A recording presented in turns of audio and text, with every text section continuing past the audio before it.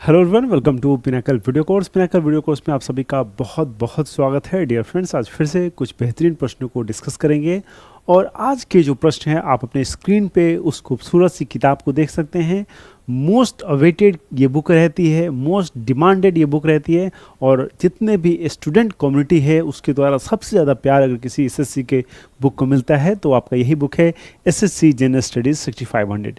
तो इस बुक के बारे में हम क्या आज जानने वाले हैं। इस बुक का बेसिकली सबसे पहले तो आप में से जो कोई भी इस लेक्चर को पहली बार देख रहा है उसको मैं ये बता दूं कि ये बुक जो है एकदम highly up to dated book है। आप देख सकते हैं 5th एडिशन की जो बुक है वो आपको यहाँ देखने को मिल रही है और इसमें आप देख रहे हैं सितंबर 2023 तक के सारे प्रश्न जो हैं कवर किए गए हैं। सितंबर 2023 तक के सारे प्रश्न जो है आपको यहाँ कवर किए गए हैं और इसमें आपको 6500 प्लस TCS MCQ के प्रश्न मिलेंगे और ये आपको जो बुक है ये आपको इंग्लिश मीडियम में और हिंदी मीडियम में दोनों माध्यम में अलग अलग ये किताबें आपको देखने को मिल जाती हैं। इसकी कंटेक्स्ट की बात करें सो इसकी जो किस कंटेक्स्ट जो है जो आपका एग्ज़ाम है उस कंटेक्स्ट में इस बुक को डिज़ाइन किया गया है और इस बुक के अच्छे से अध्ययन करने के बाद जो आपके एग्ज़ाम है उसमें आपको निश्चित ही फ़ायदा होने वाला है। This exam will become very easy अगर आपने इस बुक को अच्छे से अध्ययन किया है। तो ठीक है, ये इंग्लिश मीडियम बुक है और यही बुक जो है हिंदी मीडियम है। चैप्टर वाइज बुक आपको देखने को मिलती है और इस बुक में इस बार जो 5th एडिशन की बुक है एक बहुत खूबसूरत चीज़ें इसमें इंक्लूड की गई हैं और वो बेसिकली बहुत ज़्यादा डिलिबरेट करने के बाद, बहुत ज़्यादा डिस्कशन और डिबेट करने के बाद हमने ये डिसाइड किया कि क्यों ना हर एक टॉपिक के अंदर वैसे टॉपिक को कवर करें जो एग्ज़ाम में आपके ज़्यादा आते हैं। जैसे उदाहरण के लिए इस पॉलिटी के सेक्शन में, इस बुक का जब पॉलिटी सेक्शन है उसमें मान लेते हैं कि सुप्रीम कोर्ट का एक चैप्टर है। सुप्रीम कोर्ट के बहुत सारे आर्टिकल्स हैं लेकिन कुछ आर्टिकल्स हैं, कुछ सुप्रीम कोर्ट के राइट्स हैं जिससे क्वेश्चन बार बार पूछे जाते हैं। तो हमने कोशिश ये किया है कि उस चैप्टर के अंदर उन टॉपिक को ही इंक्लूड किया जाए, उन फैक्ट्स को ही इंक्लूड किया जाए जिसके क्वेश्चन पूछे जाने की संभावनाएं तकरीबन 90% से भी ज़्यादा हैं। वैसे फैक्ट को हमने अवॉइड किया है जो 20-30% चांस होते हैं कि ये सुप्रीम कोर्ट से रिलेटेड फैक्ट्स पूछा जाए। तो हर एक बुक में, इस बुक में हर एक जो क्वेश्चन है उसके नीचे जो आपको डिटेल एक्सप्लेनेशन मिलेगा वो बहुत रेलेवेंट डिटेल एक्सप्लेनेशन मिलेगा। उससे आपको बहुत ज़्यादा जो फ़ायदा है आपके आने वाले एग्ज़ाम में आपको देखने को मिलेगी। आज के लेक्चर में हम क्या स्टार्ट करने वाले हैं। आज की इस लेक्चर में हम लोग एंशिएंट हिस्ट्री जो है वो करने वाले हैं। ऑलरेडी हमने कुछ लेक्चर्स किए हैं। एंशिएंट हिस्ट्री मतलब प्राचीन इतिहास के कुछ लेक्चर्स हमने ऑलरेडी कवर किए हुए हैं। ठीक है, हमने ऑलरेडी कुछ लेक्चर्स कवर किए हैं और इसमें pre historic and Indus valleys, प्रागैतिहासिक और सिंधु घाटी जो सभ्यता है, जो प्री हिस्टोरिक पीरियड है और जो इंडस वैली सिविलाइजेशन वाला पीरियड है उस पीरियड को हम कर रहे थे और ये जो है बहुत इंपॉर्टेंट टॉपिक हो जाता है आपके एग्जाम के दृष्टिकोण से। आप जानते हैं एंशिएंट हिस्ट्री की जब बात आती है तो इंडस वैली सिविलाइजेशन या प्री हिस्टोरिक जो फेज है उससे बहुत सारे क्वेश्चंस बनते हैं आपके एग्ज़ाम में। तो आपको क्या करना है, बहुत ध्यानपूर्वक चीज़ों को पढ़ना है, समझना है और आप देखेंगे बहुत जब ध्यानपूर्वक चीज़ों को पढ़ोगे, समझोगे तो इसका जो फ़ायदा है वो आपके एग्ज़ाम में आपको ज़रूर देखने को मिलेगा। सो आइए आज के लेक्चर को स्टार्ट करते हैं। But before we start the lecture I would try to bring a surprise for you. I had already made this surprise to you again. लेकिन जो भी लोग अभी नए हैं उनको मैं बताना चाहूँगा कि आपकी एक बहुत बड़ी समस्या और शिकायत रहती है कि सर स्टैटिक जीके हमसे याद नहीं होता, स्टैटिक जीके जो है जीएस सेक्शन का वो बहुत टफ होता है। तो आप ही के लिए जो सरप्राइज है वो है आपके सामने स्टैटिक जीके की पिनाकल की बहुत अच्छी बुक, बहुत पतली बुक, 30 दिनों का कोर्स है, बहुत अच्छा इंडेक्स तैयार किया गया है और यही बुक देखिए हिंदी में आपको देखने को मिलेगी। थ्योरी प्लस MCQ बुक है, चैप्टर वाइज हिंदी मीडियम और theory plus chapter wise in English medium. तो ये बुक जो है आपको डेफिनेटली बहुत ज़्यादा फ़ायदा पहुंचाने वाली है। ये जो बुक है आपको बहुत ज़्यादा फ़ायदा पहुंचाने वाली है, प्रोवाइडेड इस बुक को आप अच्छे से पढ़ाई करें। स्टैटिक जीके का जो समस्या है, स्टैटिक जीके की जो भी परेशानी है, कठिनाइयाँ हैं, वो सारी आपकी दूर हो जाएगी अगर इस बुक को बैक टू बैक आपने अच्छे से कवर कर लिया। और मुझे पूरी उम्मीद है कि आप लोगों में से बहुत लोगों के पास ये बुक होगी भी और जो भी इस लेक्चर को पहली बार देख रहे हैं प्लीज़ अपने नज़दीकी बुक स्टोर से इस बुक को परचेज़ कर सकते हैं। अमेजन से भी जाके आप इस बुक को परचेज़ कर सकते हैं। अमेजन पे भी ये बुक पहुंच चुकी है और वहां से भी बहुत स्पीड में में ये बुक जो है बच्चे खरीद रहे हैं और वो बच्चों तक पहुंच रहा है और इसका लाभ उठा रहे हैं। आप इसका लाभ उठाइए।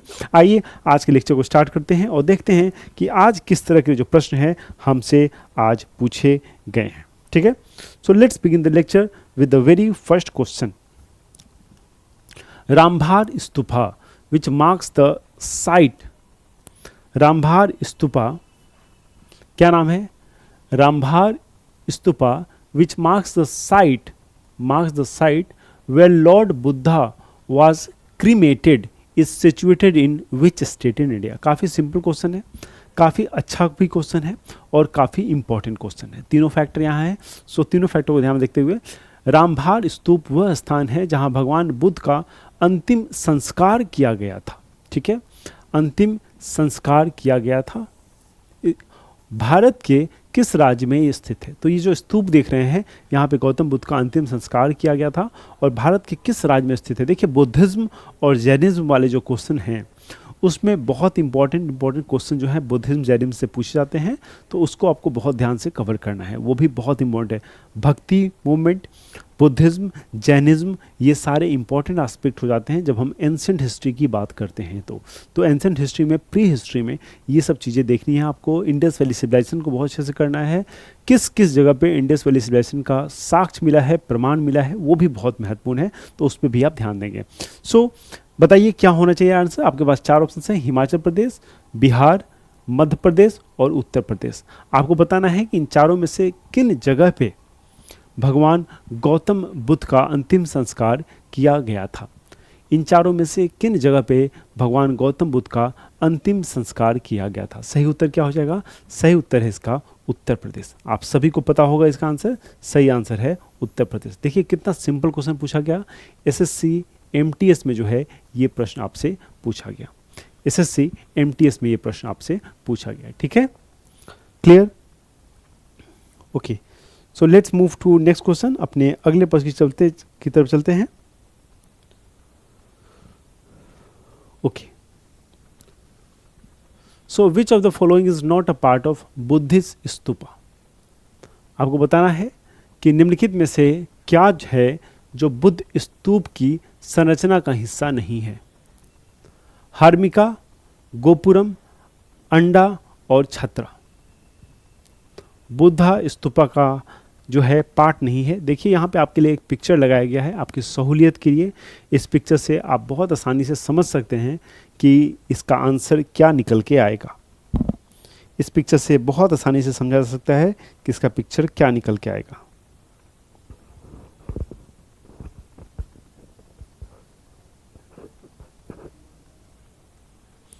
What would be the right answer of this question? सो इसका जो राइट आंसर है वो क्या? देखिए ये जो है basically it is a Buddhist stupas. ठीक है, हर्मिका आपको दिख रहा होगा, अंडा आपको दिख रहा होगा, छत्रा आपको दिख रहा होगा। ठीक है, ऊपर का है, छत्रा आपको दिख रहा होगा।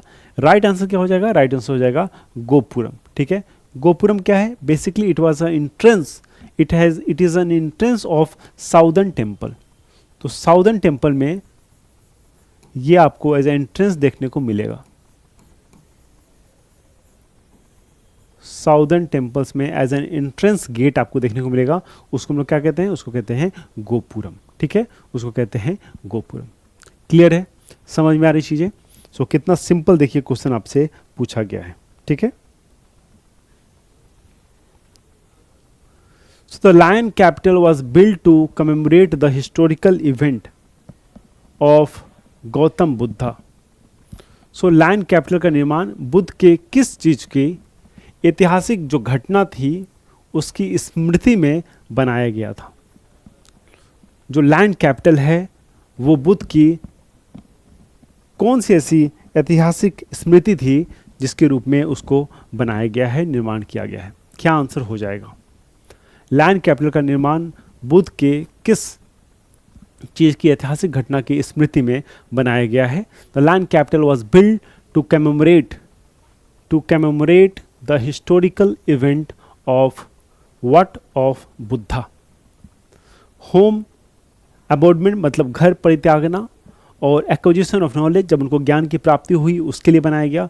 क्या उनका निधन हुआ उसको दर्शाने के लिए, उसको मेमोराइज करने के लिए बनाया गया, या उनका जो प्रथम उपदेश था, जो फर्स्ट सरमन था, उसके लिए बनाया गया। The land capital was build to commemorate the historical event of Gautam Buddha.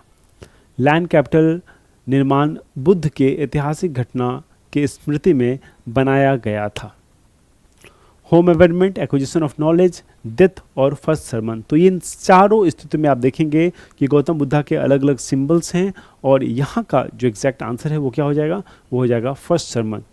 So the first sermon was very important from the point of view of Buddha's life. Buddha के लाइफ के दृष्टिकोण से ये बहुत इंपॉर्टेंट हो जाता है, और इसी को देखते हुए फर्स्ट सरमन के अनुसार जो है, जो लैंड कैपिटल आपको दिख रहा है, ये बनाया गया था। ठीक है, सो लैंड कैपिटल बनाने के पीछे यही पर्पस था। जो फर्स्ट सरमन था उसको एक ऐतिहासिक जो है रूप देना था, एक ऐतिहासिक पहचान देनी थी। Okay, so Bharhut stupa depicts the Jataka tales and story of. Barhut Stupa depicts the Jataka tales and stories.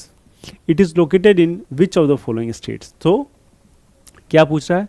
Bharhut स्तूप जातक कथा और कहानियों का चित्रण करता है। जातक कहानियाँ का चित्रण करता है। यह निम्नलिखित में से किस राज्य में स्थित है? यह निम्नलिखित में से किस राज्य में स्थित है? Bihar, Madhya Pradesh, Andhra Pradesh, Uttar Pradesh. Bharhut stupa depicts the Jataka tales and stories. It is located in which of the following states? So Bharhut stupa की बात हो रही है। सो देखिए यहाँ पे मैं वही कहता हूँ आपको कि अगर आपको कीवर्ड की पहचान है, सो अगर आपको केवल बरहूत स्तूपा पूछे तो यही तो पूछा है कि बरहूत स्तूपा है कहाँ। इसके आगे की जो बातें, ये सब तो कहानियां बनाई गई है आपको कंफ्यूज करने के लिए, आपको एक बेसिकली बड़ा क्वेश्चन बनाने के लिए। बेसिकली क्वेश्चन यहाँ पे है कि बरहूत स्तूपा कहाँ है, किस स्टेट में है। सो इतना पे अगर आपको ध्यान देना है। अगर कीवर्ड आपको पहचानना आ गया तो यकीन मानिए जब भी आप किसी एग्जाम में बैठोगे तो आपका ध्यान केवल कीवर्ड्स पे जाएगा और तुरंत आंसर निकल के आपको मिलने लगेंगे। आप तुरंत आइडेंटिफाई करेंगे कि इसका आंसर ये होना चाहिए, इसका आंसर ये होना चाहिए। बरहूत स्तूपा कहाँ है? ये it is in Madhya Pradesh. कहाँ पे है? ये है आपका मध्य प्रदेश में। ठीक है, ये है आपका मध्य प्रदेश में। क्लियर?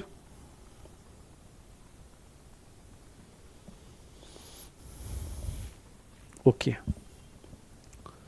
आइए let's move to next question. अपने अगले प्रश्न की तरफ बढ़ते हैं। देखिए हिस्ट्री के काफ़ी अच्छे क्वेश्चन पूछे जाते हैं। आज से कुछ वर्ष पहले जब एसएससी के एग्ज़ाम में आप देखेंगे, कोई भी एग्ज़ाम जो टीसीएस अब कंडक्ट कर रही है, एसएससी का एग्ज़ाम पहले हुआ करता था, जो एसएससी के सारे एग्ज़ाम वो खुद कंडक्ट करती थी। उस समय क्वेश्चंस का लेवल बहुत हाई नहीं हुआ करता था, लेकिन चूंकि एसएससी की जो एग्ज़ाम्स है उसकी जो पॉपुलैरिटी है वो बहुत बढ़ गई है, और ऑब्वियस सी बात है पॉपुलैरिटी भी अच्छे रीज़न से बढ़ी है, क्योंकि एसएससी के जो एग्ज़ाम्स है वो काफ़ी पॉपुलर भी इसलिए हैं क्योंकि वो काफ़ी अच्छे एग्ज़ाम्स हैं, काफ़ी अच्छे गवर्नमेंट पोस्ट जो है एसएससी एग्ज़ाम्स में मिलती हैं। तो इसी कारण जो है इसकी पॉपुलैरिटी भी बढ़ी है, तो इसलिए आपको मेहनत भी उसी अनुसार करना पड़ेगा। ठीक है, आइए, विच of the following statement is correct? निम्नलिखित से कथनों में से कौन सा सही है? निम्नलिखित कथनों में से कौन सा सही है? 1 और 2 कथन दिए गए हैं और आपको पढ़ना है और आपको बताना है कि निम्नलिखित में से कौन सा सही है। निम्नलिखित कथनों में से कौन सा कथन सही है? निम्नलिखित कथनों में से कौन सा कथन सही है? पहला क्या है? Gautam Buddha belong to a small gana known as Shakya gana. Okay, मतलब गौतम बुद्ध शाक्य गण के नाम से जाने जाने वाले एक छोटे गण से संबंधित थे और एक क्षत्रिय थे, ये कहा जा रहा है, पहला ऑप्शन। दूसरा ऑप्शन कहा जा रहा है Gautam Buddha passed away at Kushinara, मतलब इनकी जो मृत्यु हुई थी, इनका जो निधन हुआ था वो कहाँ हुआ था? वो कुशीनारा में हुआ था। ठीक है, गौतम बुद्ध का कुशीनारा में निधन हुआ था। ठीक है, 2 ऑप्शन है। अब यहाँ पे आपके पास ऑप्शंस दिए गए हैं, उस ऑप्शंस को देख के आपको बताना है कि क्या आंसर होगा। पहला क्या है? पहला कहता है कि केवल एक ही सही है, दूसरा वाला तो गलत है। दूसरा क्या कहता है? नहीं भाई, दोनों गलत है, न ए सही है न 2 सही है, न 1 सही है न 2 सही है। तीसरा कह रहा है कि केवल 2 सही है, और चौथा कह रहा है कि नहीं, बोथ एक और दो दोनों सही है। इस तरह के 4 ऑप्शन जो है आपसे पूछे गए हैं, ठीक है, इस तरह के 4 ऑप्शन पूछे गए हैं। अब आपको पता लगाना है कि इसका क्या होगा exact answer. What would be the correct answer of this question, इसका सही उत्तर क्या होगा। केवल एक, दोनों में से कोई नहीं, केवल दो, और बोथ 1 और 2, ये सारे ऑप्शंस आपके सामने हैं। आपको बताना है क्या हो जाएगा इसका राइट आंसर। तो देखिए इसका जो राइट आंसर है दोनों सही है। पहली बात, गौतम बुद्धा जो है शाक्य गणा से बिलोंग करते थे और एक क्षत्रिय थे, सही है।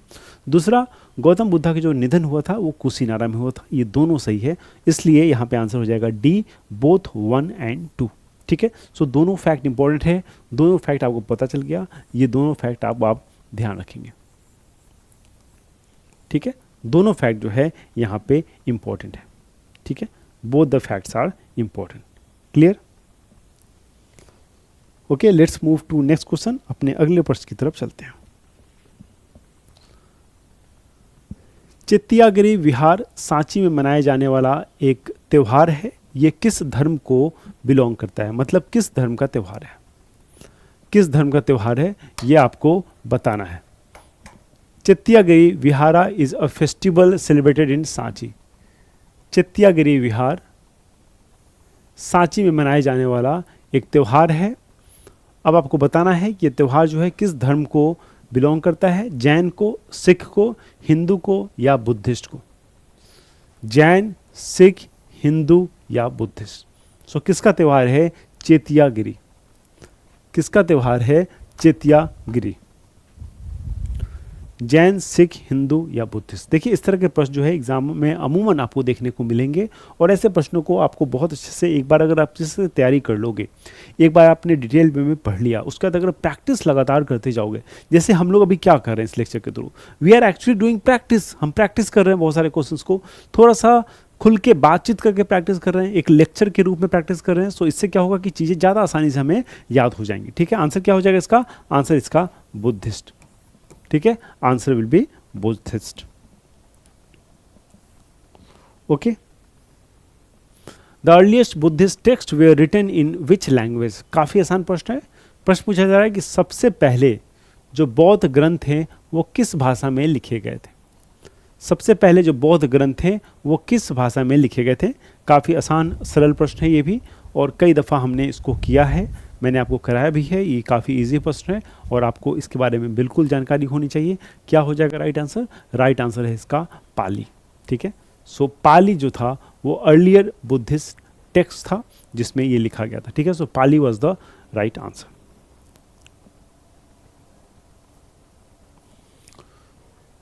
ओके,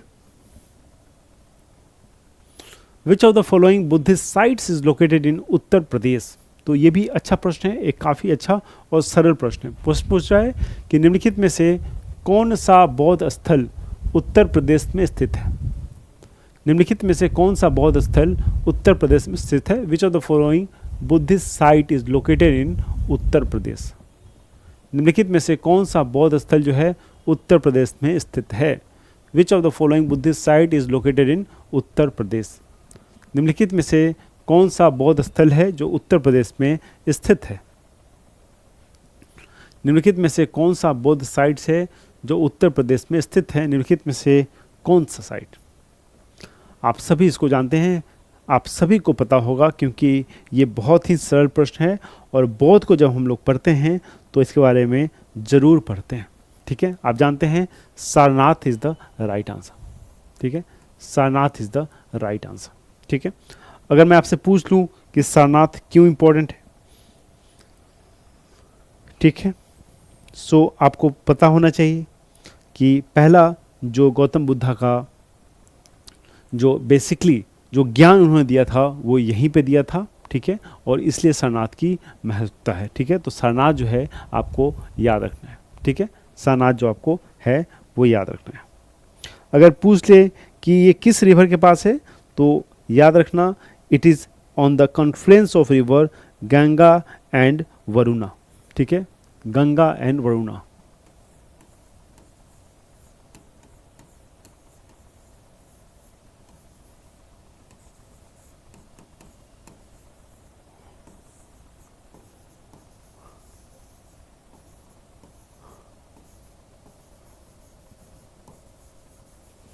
ठीक है, Confluence of river Ganga and Yamuna. कभी कभी हो सके ये भी सवाल आपसे पूछ ले, तो इसके लिए भी आपको ये जवाब तैयार रखना है। ठीक है, ओके।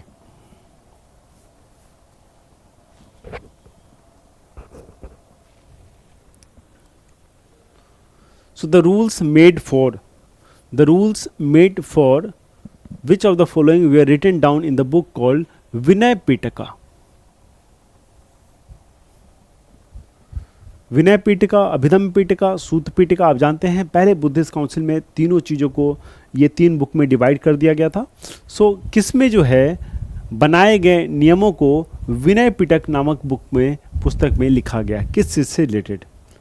लिंगायत से, वैष्णव से, बौद्ध संघ से या शाक्य पंथ से? 4 ऑप्शंस आपके सामने हैं और आपको बताना है कि इन चारों में से किससे रिलेटेड जो नियम है वो विनय पिटक में लिखे गए हैं। किससे रिलेटेड जो रूल्स हैं वो विनय पिटक में लिखे गए हैं। विनय पिटक जो नाम है उस पुस्तक में लिखे गए हैं। लिंगायत से, वैष्णव से, बौद्ध संघ से या शाक्य कल्ट से? बहुत इंपॉर्टेंट प्रश्न है ये। इट इज़ वेरी इंपॉर्टेंट प्रश्न, क्योंकि ये जो पुस्तक है ये बहुत इंपॉर्टेंट है। सो इसलिए ये प्रश्न काफ़ी इंपॉर्टेंट हो जाता है।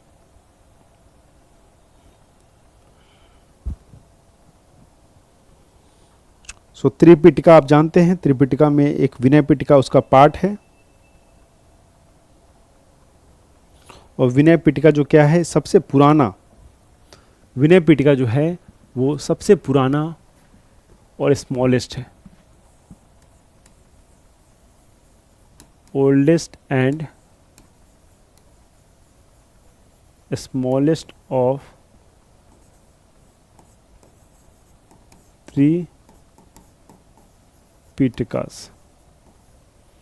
ठीक है, oldest and smallest of 3 Pitakas. Clear concept, कोई दिक्कत नहीं।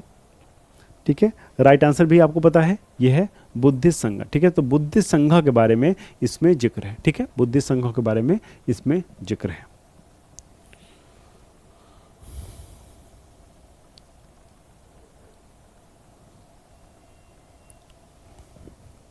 Okay, so at which of the following places did Lord Buddha give his first sermon on the 4 noble truth? हमने इसके बारे में अभी तुरंत थोड़ी देर पहले 2-4 स्लाइड बात की है कि सारनाथ जो है वो कहाँ, उत्तर प्रदेश में है। ठीक है, सो कह रहा है कि eight which of the following places, किस जगह पे लॉर्ड बुद्धा ने अपना पहला सरमन जो है वो दिया था ऑन 4 नोबल ट्रूथ। निम्नलिखित में से किस स्थान पे भगवान बुद्ध ने 4 आर्य सत्यों पर अपना पहला उपदेश दिया था? ठीक है, अपना पहला उपदेश दिया था किस जगह पे? पहला है बोधगया, लुम्बिनी, राजगीर और सारनाथ। चारों जो जगह हैं वो बौद्ध से जुड़े हुए हैं। आप जानते हैं गौतम बुद्ध का जन्म जो है वो लुम्बिनी में हुआ था, और ये चारों जगह जो है गौतम बुद्ध से जुड़े हुए हैं। कहाँ पे पहली बार उन्होंने प्रवचन दिया था? 4 सत्य के ऊपर। ये आपको आइडेंटिफाई करने को यहाँ कहा जा रहा है। ठीक है, सो क्या आंसर हो जाएगा? What would be the right answer of this question?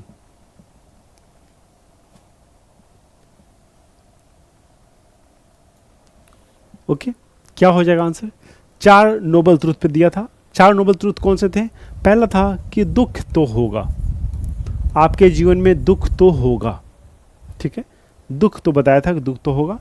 दुख का रीज़न होता है। ठीक है, इन्होंने बताया कि दुख का रीज़न होता है, हर एक दुख का रीज़न होता है। आपके जीवन में आप कोई भी व्यक्ति हो, आप प्रधानमंत्री ही क्यों ना हो, आपके जीवन में दुख तो होगा ही। ये गौतम बुद्ध ने कहा था कि बड़े से बड़ा व्यक्ति और छोटे से व्यक्ति के जीवन में दुख होगा। इसको हमें एक्सेप्ट कर लेना चाहिए कि ये तो होगा। उसके बाद हमें बताना चाहिए कि दुख का जो है एक कारण होता है। ठीक है, और उसके बाद उन्होंने बताया कि इस कारण का सॉल्यूशन भी है। इस कारण का इन्होंने बताया कि इसका जो है समाधान भी है, सॉल्यूशन भी है। और इस सॉल्यूशन को क्या बताया? सॉल्यूशन जो है वो है 8 फोल्ड पाथ।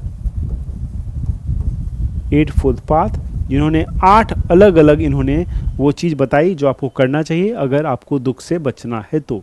ठीक है, तो ये सब सारी चीज़ें गौतम बुद्धा ने दिया था अपने फर्स्ट राउंड में। और ये कहाँ हुआ था? ये हुआ था सारनाथ में, जो कि है उत्तर प्रदेश में। ठीक है, सारनाथ उत्तर प्रदेश में। क्लियर, समझ में आ रही चीज़ें? कितने आसान और सरल प्रश्न जो है आपसे यहाँ पूछे गए हैं। ठीक है, आसान और सरल प्रश्न आपसे पूछे गए हैं।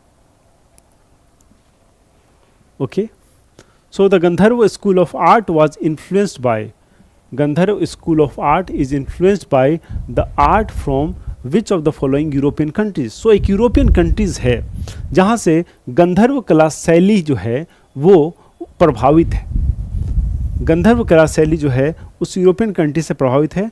आपको ये पता लगाना है कि वो यूरोपियन कंट्रीज़ कौन सी है जहाँ से गंधर्व कला आप जानते हैं काफ़ी प्रचलित कला है, भारत में इसका काफ़ी इस्तेमाल हुआ है। सो ये जो कला है ये प्रचलित है और ये कहाँ से लिया गया है, गंधर्व कला जो है ये कहाँ से लिया गया है। सो ये basically has been derived from Greece, ठीक है, यूरोपियन कंट्री ग्रीस। क्या है ये प्योर फैक्चुअल क्वेश्चन है, इसको क्या करना पड़ेगा, आपको याद करना पड़ेगा। कोई कॉन्सेप्ट तो है नहीं कि मैं कला दिखा दूं कि इस तरह की कला है, आपको याद हो जाएगा। यहाँ पे इसलिए मैं कहता हूँ कि कुछ ऐसे फैक्ट्स फिगर्स होते हैं जो आपको रटने ही पड़ेंगे, उसका कोई विकल्प नहीं है। और रटने का बेटा एकदम आसान तरीका मैं आपको बार बार बताता हूँ कि मल्टीपल टाइम रिविज़न करो। आप जितने बार रिवीजन करोगे चीज़ें उतनी अच्छे से आपको याद होती चली जाएंगी। यकीन मानिए ये पॉसिबिलिटी है कि जितनी बार रिवीजन करोगे चीज़ें उतनी अच्छे से आपको याद होती चली जाएंगी, ठीक है। सो ग्रीस क्या है, Greece is the right answer. Okay, Greece is the right answer.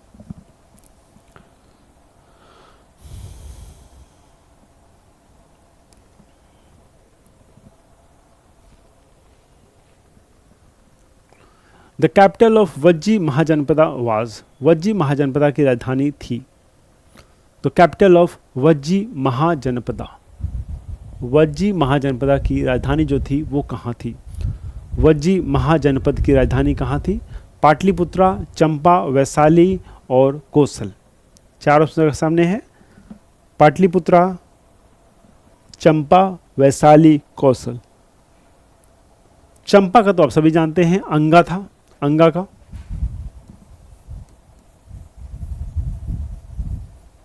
अंगा। सो वज्जी महाजनपदा का क्या था, एक तो मैंने आपको हटा दिया, पाटलिपुत्रा, वैशाली और कौशल। सो वज्जी महासंघ का हम सभी जानते हैं काफी प्रचलित महाजनपद था, जिसका था वैशाली।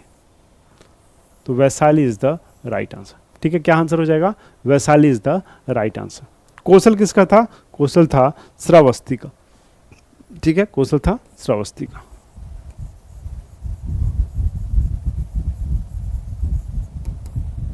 ठीक है, कौशल था श्रावस्ती का। क्लियर है। तो ऐसी चीज़ों को याद रखेंगे और धीरे धीरे इसी तरह से चीज़ें आपको याद होती चली जाएंगी।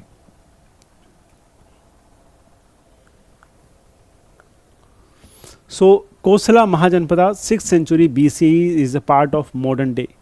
कौशल महाजनपद, कौशल महाजनपद 6ठी शताब्दी ईसा पूर्व वर्तमान में किसका एक भाग है, वर्तमान में किसका एक भाग है।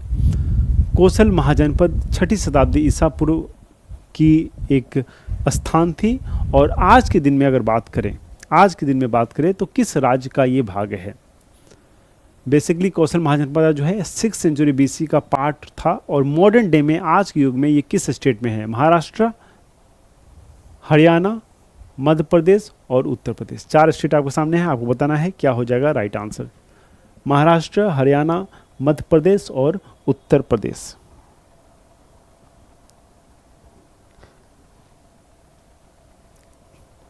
What would be the right answer.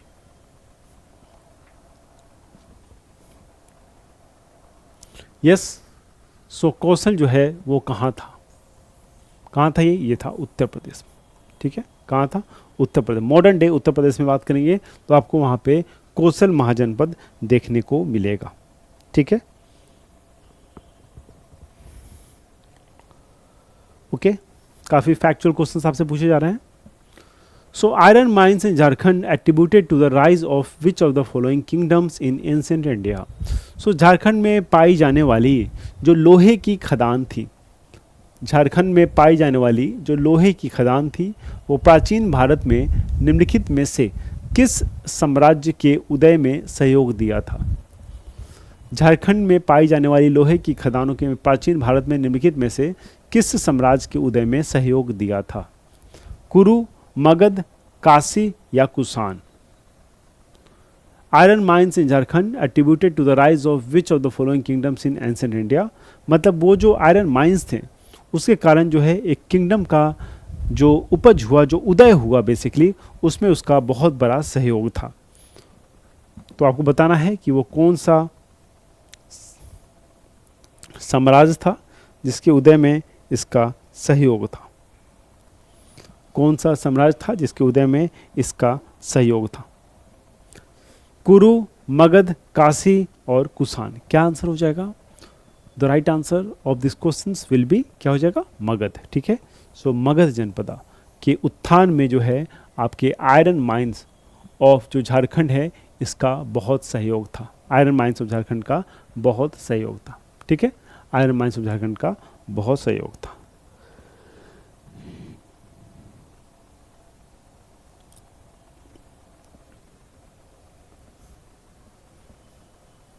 Magadh Mahajanapada was surrounded by the rivers. So Magadh महाजनपद किन नदियों से घिरा हुआ था? देखिए इस तरह के भी क्वेश्चन बनते हैं। ठीक है, कई दफ़ा आपसे पूछ लिया जाते हैं कि किन दो नदियों से ये जो एक पर्टिकुलर स्थान था वो घिरा हुआ था। 2023 का प्रश्न है, आप देख सकते हैं एकदम करंट में इस तरह के प्रश्न बन रहे हैं। सो जीडी के 2023 में प्रश्न है और जीडी के आने वाले जो एग्जाम है उसमें भी आपसे ये प्रश्न पूछे जा सकते हैं। तो इसके लिए आप बिल्कुल तैयार रहिएगा, ये प्रश्न आपसे दोबारा पूछे जा सकते हैं। Ganga and Jhelum, Ganga and Yamuna, Ganga and Son और गंगा एंड घाघरा। 4 ऑप्शन आपके सामने है, आपको बताना है क्या होगा राइट आंसर। गंगा और झेलम, गंगा और यमुना, गंगा और सोन, गंगा और घाघरा। 4 बेहतरीन ऑप्शन आपके सामने हैं, आपको बताना है एग्जैक्ट क्या होगा राइट आंसर। गंगा और Jhelum, Ganga and Yamuna, Ganga and Son, Ganga and Ghaghara. 4 बेहतरीन ऑप्शंस आपके सामने हैं, आपको बताना है एग्जैक्टली इसका आंसर क्या होगा। सो इसका जो एग्जैक्ट आंसर है, जो मगध महाजनपद थी वो 2 नदियों से घिरी हुई थी। वो दोनों नदियाँ कौन कौन सी थी? एक तो था आपका गंगा और दूसरा था आपका सोन। ठीक है, तो देखिए गंगा जो था वो कंफर्म था, इसलिए चारों में आपको गंगा दिया गया था और बाकी जगह जो है चेंज कर दिया गया था। ठीक है, तो गंगा और सोन जो है वो नदियाँ थे जिससे आपका मगध महाजनपद ये जो है घिरा हुआ था। ठीक है, मगध जनपद जो है वो घिरा हुआ था। क्लियर?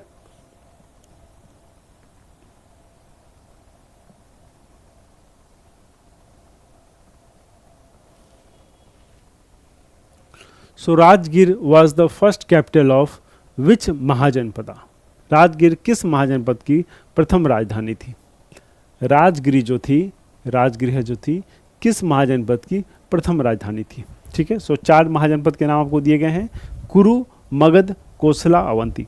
देखिए क्वेश्चंस जो हम कर रहे हैं इससे एक चीज़ समझने की जरूरत है, एज ए तो टेस्ट सीरीज भी आप इसको ले सकते हैं। इसके साथ साथ जो कॉन्सेप्ट मैं कभी कभी बीच में बताता हूँ कि किस तरह से ऐसे प्रश्नों को टैकल हम कर सकते हैं, इसको भी सीखने का प्रयास आप करेंगे क्योंकि ये भी आपको बहुत मदद करेगा। और अगर यकीन मानिए ऐसा आप करेंगे तो आपको एग्ज़ाम में बहुत ज़्यादा मदद मिलेगी। अगर आपने एक बार स्ट्रैटेजी ये पकड़ ले कि इस तरह के प्रश्न जो है एग्ज़ाम में पूछे जाते हैं तो आपके लिए काफ़ी आसान हो जाएगा एग्ज़ाम में क्वेश्चंस को सॉल्व करना। ठीक है, सो इसी तरह से काम करते रहिए, इसी तरह से मेहनत करते रहिए और मुझे पूरी यकीन है कि अगर आप इस तरह से मेहनत करते रहेंगे तो ज़रूर आपको सफलता मिलेगी। क्या आंसर हो जाएगा? कुरु, मगध, कोसला और अवंती। 4 ऑप्शंस आपके सामने हैं, एग्जैक्ट आंसर क्या होगा? Yes, what would exact answer? तो राइट आंसर देखिए क्या है, राजगीर जो थी वो पहली कैपिटल थी किसकी? मगध की। ठीक है, मगध का पहला कैपिटल था राजगीर। ठीक है, तो याद रखना है मगध का पहला कैपिटल था Rajgir. Clear?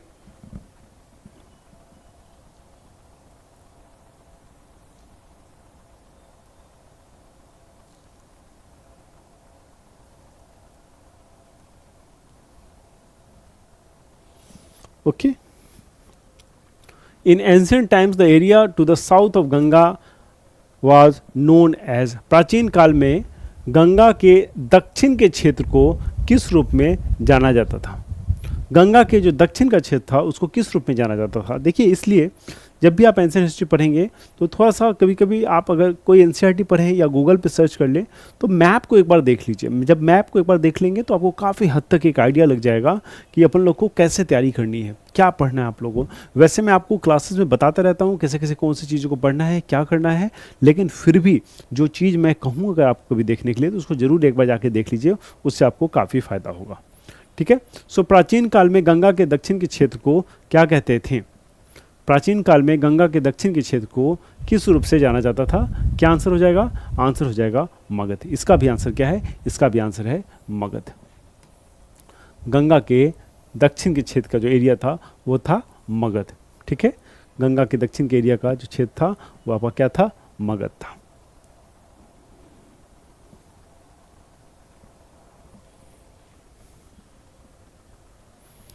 So, which of the following in Bihar was the capital of Magad? Was the capital of Magad for several years. Later, the capital was shifted to Pataliputra, और बाद में जो कैपिटल था वो शिफ्ट किया गया कहाँ? पाटलिपुत्र, प्रेजेंट डे पटना, जो आज का पटना है। बिहार में किसे कई वर्षों तक मगध की राजधानी थी? बाद में राजधानी को पाटलिपुत्र वर्तमान पटना में स्थानांतरित कर दिया गया था। ठीक है,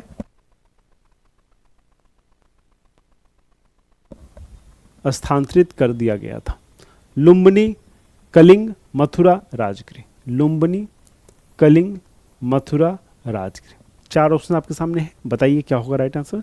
ये भी सरल प्रश्न के श्रेणी में मैं इसको रखता हूँ, काफ़ी टफ, कोई टफ प्रश्न नहीं है और काफ़ी आसानी से इसका आंसर आपको करना चाहिए क्योंकि बहुत पॉपुलर है, बहुत दिनों से हमने पढ़ा है इसको, कई दफ़ा इसको हमने पढ़ा है, कई दफ़ा हमने इसका रिवीजन भी किया हुआ है। ठीक है, हम बहुत दिनों से जानते हैं कि शुरुआत में जो राजगीर था वो कैपिटल हुआ करता था आपका मगध का। ठीक है, सो कैपिटल हुआ करता था आपका मगध का, और बाद में पाटलिपुत्रा को जो है कैपिटल बनाया गया, और पाटलिपुत्रा जो वर्तमान का पटना है वो पाटलिपुत्रा हुआ करता था, जो कि आज बिहार की राजधानी है। ठीक है, सो आप देख सकते हैं ये ऐतिहासिक दृष्टिकोण से अगर देखेंगे आप तो कितनी वैल्यूएबल कैपिटल है पटना, जो कल के दिनों में या पहले के दिनों में पाटलिपुत्रा के नाम से जानी जाती थी। आंसर क्या हो जाएगा? आंसर हो जाएगा राजगृह। ठीक है, the right answer will be Rajgriha.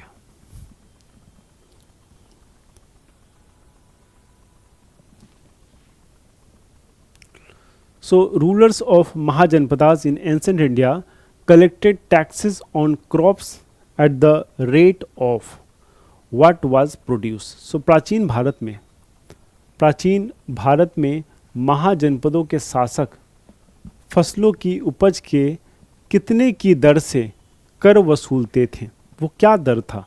1/3, 1/5, 1/6 और 1/4। वो क्या दर था जिस दर से वो क्या करते थे? वो टैक्स वसूलते थे। कौन? Rulers of Mahajanapada. जो महाजनपद के शासक थे उनके टैक्स कलेक्ट करने का जो दर था वो क्या था, वो यहाँ पूछा जा रहा है। जो महाजनपद के शासक थे, जो रूलर्स थे, वो किस दर से टैक्स करते थे? 1/3, 1/5, 1/6 और 1/4। क्या आंसर हो जाएगा? What would be the right answer of this question? So right answer of this question will be 1/6। 1/6 भाग के दर से जो है वो टैक्स वसूली किया करते थे। ठीक है, सो ये क्या थे? ये थे rulers of Mahajanapada. Rulers of Mahajanapada, Mahajanapada.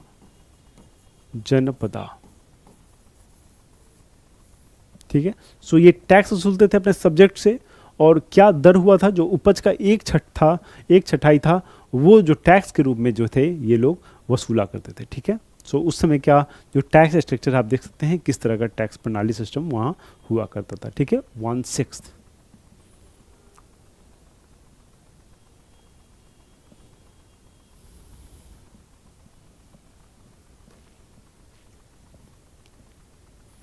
Okay, so which of the following pair of name and rulers empire is correctly match? क्या कह रहा है? शासक का नाम और साम्राज्य की निम्नलिखित में से कौन सी जोड़ी सही सुमेलित है? ठीक है, Mahajanapada Nanda, Magadha empire, Mahajanapada Magadha empire, Ajatashatru Mauryan empire. ठीक है, Ajatashatru Mauryan empire. Which of the following pair of name of rulers empires is correctly matched? शासक का नाम और साम्राज्य की निम्नलिखित में से कौन सी जोड़ी जो है सही है? पहला क्या है आपका? पहला है महापद्मनंदा और दूसरा है अजातशत्रु। Mahapadmananda Magadha empire, Ajatashatru Maurya empire. अब आपको बताना है इसमें से कौन सा सही और कौन सा गलत है। कौन सा सही और कौन सा गलत है?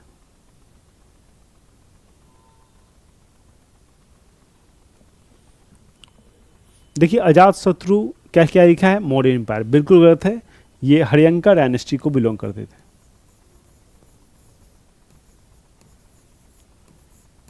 हर्यंका डायनेस्टी को बिलोंग करता था,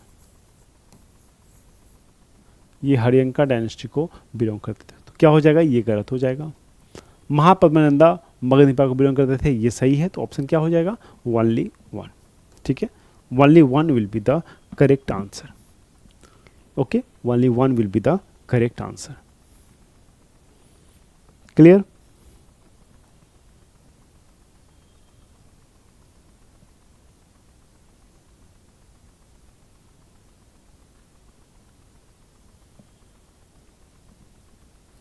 clear? So Magadha empire, Mahapadmananda ने रूल किया था। अजात शत्रु जो थे वो हर्यंका डायनेस्टी को बिलोंग करते थे। Okay, so Ajatashatru ruler of Haryanka dynasty was the son of, Ajatashatru जो थे हर्यंका डायनेस्टी के रूलर थे और ये पुत्र थे किसके, सो हर्यंक वंश का शासक अजात शत्रु किसका पुत्र था, नागदशक का, उदयन का, अनिरुद्ध का और बिंबिसार का। चार ऑप्शंस आपके सामने हैं, आपको बताना है क्या होगा राइट आंसर। नागदशक, उदयन, अनिरुद्ध और बिंबिसार। तो Ajatashatru ruler of Haryanka dynasty was the son of which of the following, was the son of which of the following। so right answer will be क्या होगा, आप जानते हैं संबंध जो था काफ़ी कठोर था बाप बेटे में। अजातशत्रु बिंबिसार ने अजातशत्रु को राजा बनना था और उसने उसके लिए वो काम किया जो एक पुत्र से एक्सपेक्ट नहीं किया जा सकता है। आंसर क्या है, आंसर है डी बिंबिसार। ठीक है, ऑप्शन क्या है, ऑप्शन डी बिंबिसार।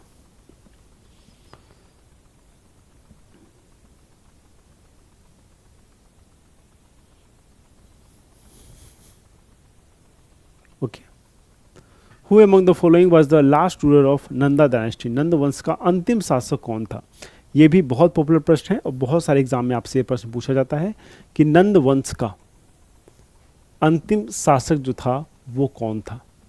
नंद वंश का अंतिम शासक जो था वो कौन सा, घनानंद, पांडुका, गोविसनाग और Kaivarta.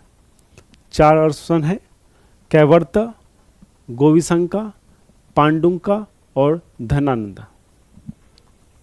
What would be the right answer?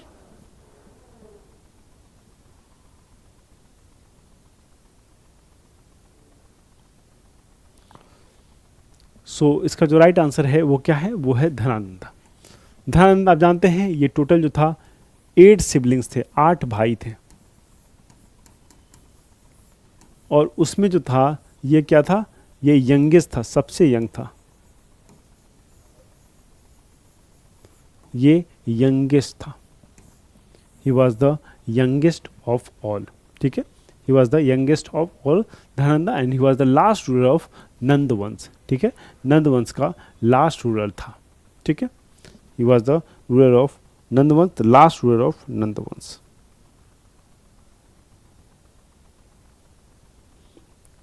और जानते हैं नंद वंश की जो अंतिम थी वो 321 BC में चंद्रगुप्ता मौर्य के बाद खत्म हो गई थी, जब मौर्यन डायनेस्टी उसके ऊपर आया था। किसके, चंद्रगुप्ता मौर्य।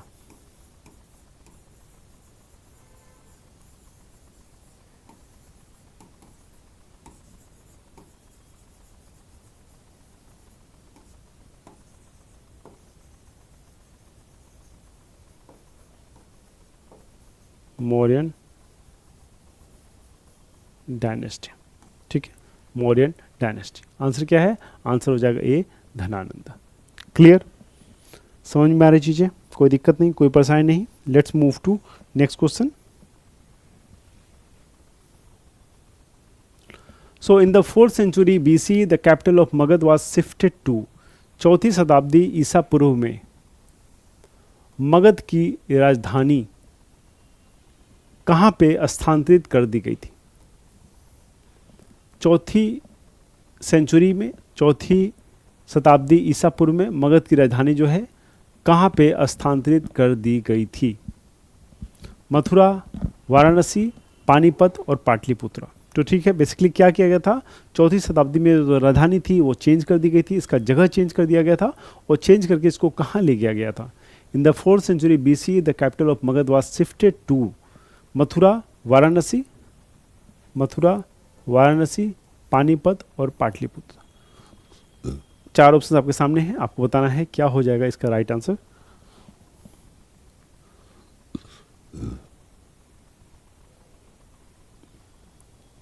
सो हरियंका डायनेस्टी के उदयन ने ये ट्रांसफर किया था, ठीक है, हरियंका डायनेस्टी के उदयन ने ये ट्रांसफर किया था।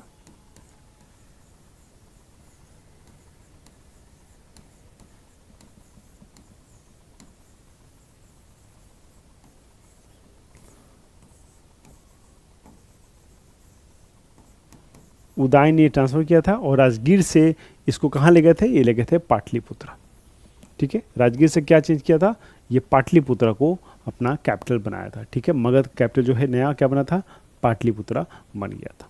क्लियर। सो किसने चेंज किया था, हरियंक डायनेस्टी के उदयन ने, ठीक है।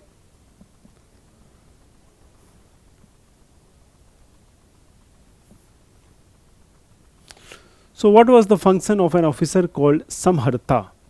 समहर्ता नामक अधिकारी जो था, सो बहुत सारे इतिहास में पुराने जो अधिकारी हुआ करते थे उनके थोड़े उर्दू नाम हुआ करते थे और उनके बारे में जानकारी रखना बहुत ज़रूरी है, क्योंकि मैंने ऑब्जर्व किया है कि उनसे क्वेश्चन जो है आपके एग्ज़ाम में पूछे जाते हैं।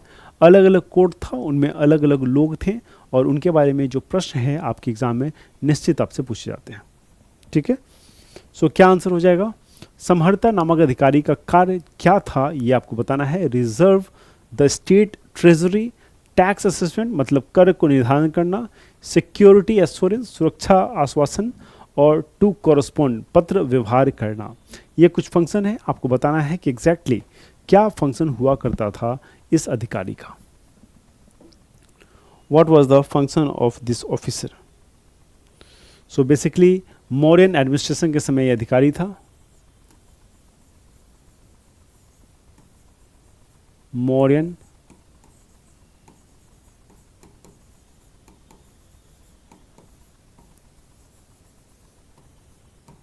एडमिनिस्ट्रेशन के समय ये अधिकारी थे और ठीक है, उस समय ही इनका जो नाम था वो समहर्त के नाम से जाने जाते थे। इनका कार्य क्या था ये आपको बताना है।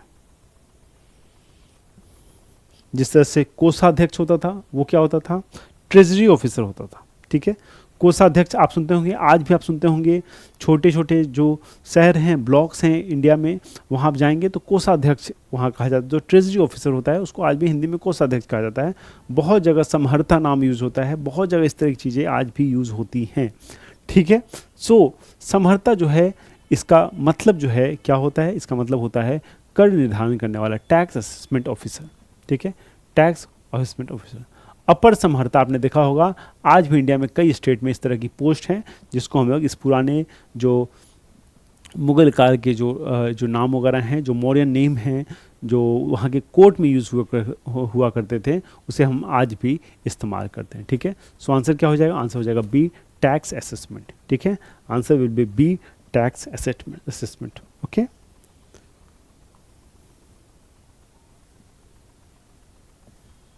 Okay, so Ashoka sent a mission to spread the principle of Dhamma, led by his son Mahendra and daughter Sanghmitra too। निम्नलिखित में से किस मौर्य शासक ने कलिंग के युद्ध के बाद युद्ध करना छोड़ दिया था।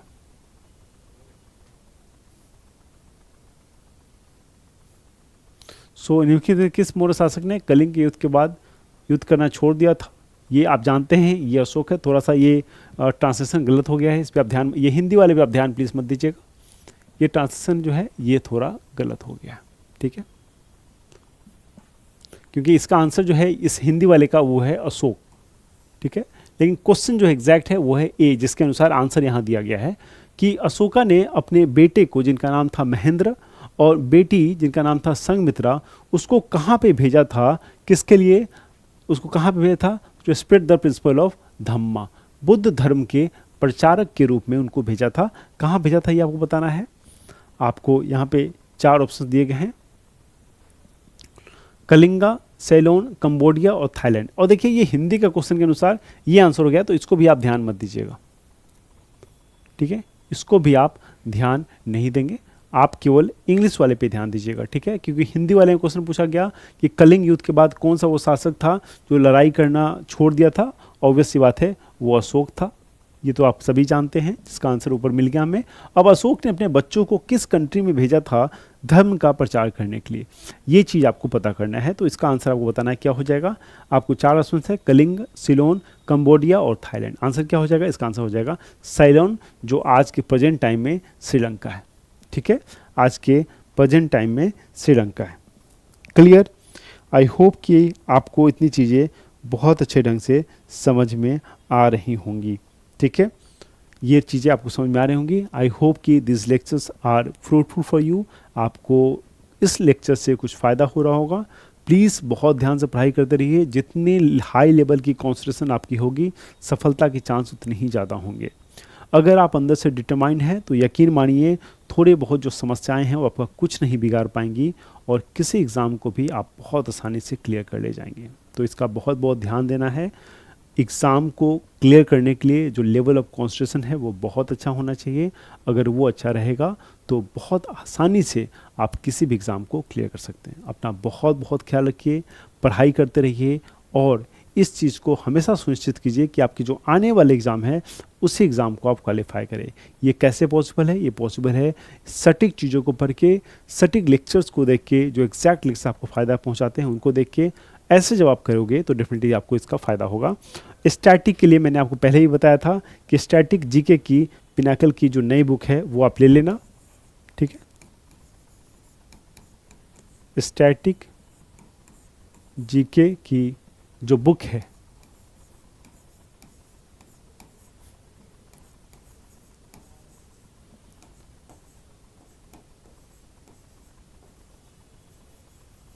बुक बाय पिनाकल, ये बुक मैंने आपको दिखाया है, मैंने फिर से आपको दिखाता हूँ। अगर इस बुक को आपने नहीं देखा है तो मैं आपको फिर से एक बार दिखाता हूँ इस बुक को। स्टैटिक जीके की ये देखिए, आप देख रहे हैं स्क्रीन पे, आपकी बुक है, ये इंग्लिश की बुक है और ये हिंदी की बुक है। बहुत पतली बुक है, आप देख सकते हैं। बहुत आसानी से इस बुक को जो है आप कवर कर लेंगे 1 महीने के अंदर। अगर आपकी स्ट्रैटेजी के में किसी तरह की कोई समस्या है तो definitely this book will help you understand the concept very beautifully और बहुत आसानी से चीज़ों को आप कवर कर पाएंगे, ठीक है। सो ऐसे ही पढ़ते रहिए, अपना बहुत बहुत ख्याल रखिए और इस साल आने वाले जो भी एग्ज़ाम्स हैं आप कोशिश कीजिए किसी न किसी एग्ज़ाम्स में आप ज़रूर सिलेक्ट हो जाएं। अगर ऐसा आप करेंगे, मेहनत करेंगे, तो मुझे पूरा विश्वास है कि आने वाले किसी न किसी एग्ज़ाम में आप ज़रूर सिलेक्ट हो जाएंगे। एक स्पोर्ट्स पर्सन की तरह आपको फाइटिंग स्पिरिट रखनी होगी कि इस साल मुझे एग्ज़ाम क्वालिफाई करना है। पिनाकल की बुक आपको हेल्प कर सकती है, पिनाकल की वीडियो कोर्सेस हेल्प कर सकती है। पिनाकल की हर एक सब्जेक्ट पे highly up to date book अगर मार्केट में किसी का है तो वो पिनाकल का ही है, उससे आपको बहुत फ़ायदा होगा। पिनाकल का टेस्ट पास जो है उसके पोर्टल से आप सब्सक्राइब कर सकते हैं, वो भी आपके एग्ज़ाम में बहुत मदद करेगा। तो प्लीज़ मेहनत कीजिए, मेहनत आप ही को करना पड़ेगा। रिसोर्स हम प्रोवाइड कर सकते हैं लेकिन मेहनत तो आप ही को करना पड़ेगा, क्योंकि एग्जामिनेशन हॉल के अंदर आप ही मौजूद होंगे, हम नहीं होंगे। इसलिए इस बात को समझना बहुत जरूरी है कि ultimately you have to write the answer, ultimately you have to memorize the answer, ठीक है। इस बात का बहुत बहुत ख्याल रखिए, अपना पढ़ाई करते रहिए, अपना बहुत बहुत ख्याल रखिए। बहुत जल्दी मैं मिलूंगा नेक्स्ट क्लास में। Till then please take care, bye bye.